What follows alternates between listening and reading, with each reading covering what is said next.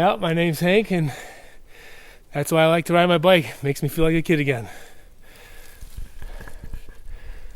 In the woods. I met Hank in the late 90s. Hank had just come off a pretty epic ski injury, and I moved into his house out in Nebraska Valley in Stowe, Vermont. And I can remember being impressed with Hank's size and demeanor, being the friendly giant that he is right off the bat. I used to wake up to Hank playing Pantera full volume at about 4:30 in the morning, and he'd fill a backpack, this is no joke, he'd fill a backpack with rocks, head up to Mount Mansfield, hike the mountain twice before the chair opened, and then be done skiing for the day and head off to work as a ski tuner, I believe.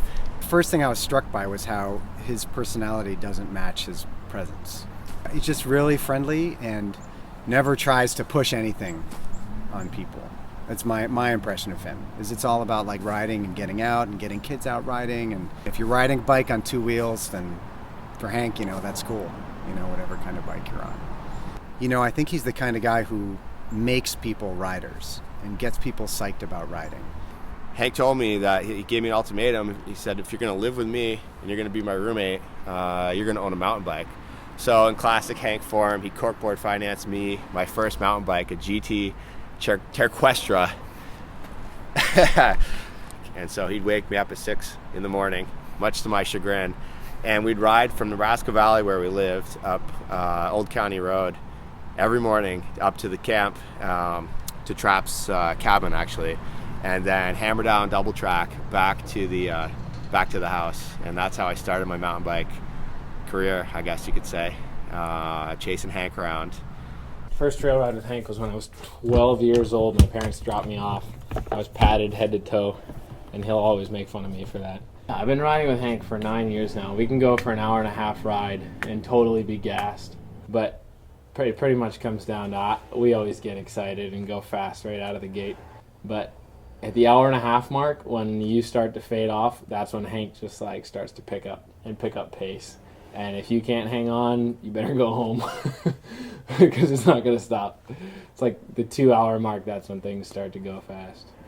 I got into mountain biking because some guys in the Navy I was in with had started mountain biking, and so it's been about 22 years now, and it progressed basically from the dawn of it almost. Before, it was after the clunkers and stuff. Yeah, 40 years old, almost twice their age, but still keeping up with them, but they're pulling away.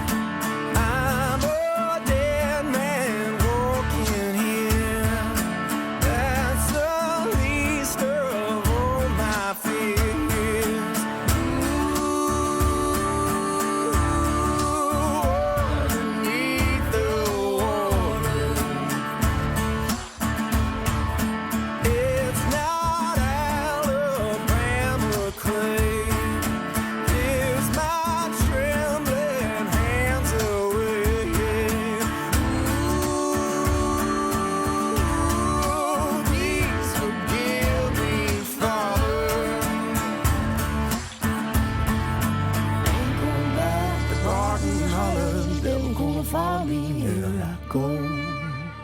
Won't do me no good washing in a river. Can't no preacher man save my soul.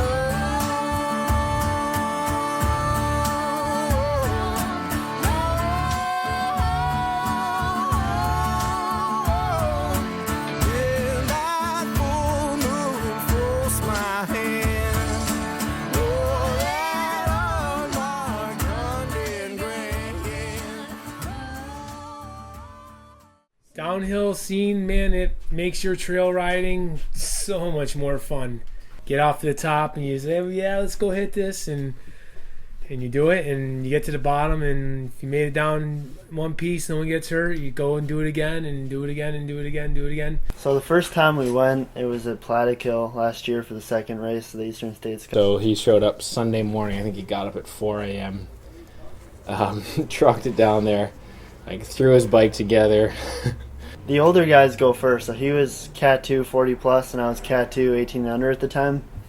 And he was all lined up, all nervous as could be, like dressed up like a football player.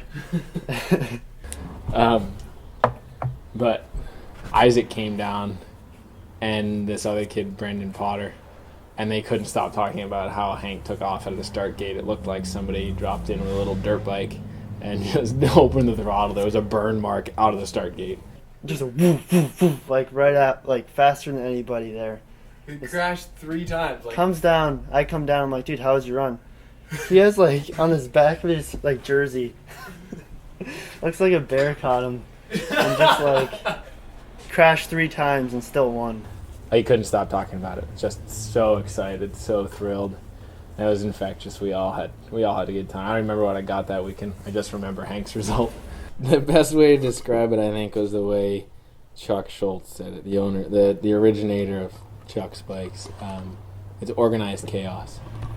So, yeah, you walk in here, there's parts everywhere, there's tools everywhere, but somehow, in the midst of it all, we get a lot of stuff done.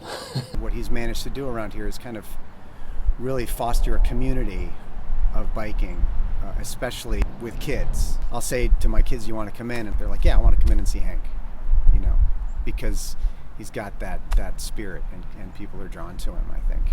I mean, obviously you got to be prepared to hang out a while because, you know, he's taking care of 30 people at once on a busy weekend. But that's part of the whole thing, you know. It's part of the kind of the community building that I think he does.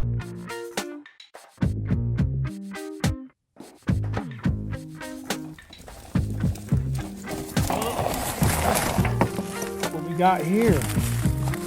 Bittersweet tree. Use this for trail material for some berms that I may make here in the next week or so.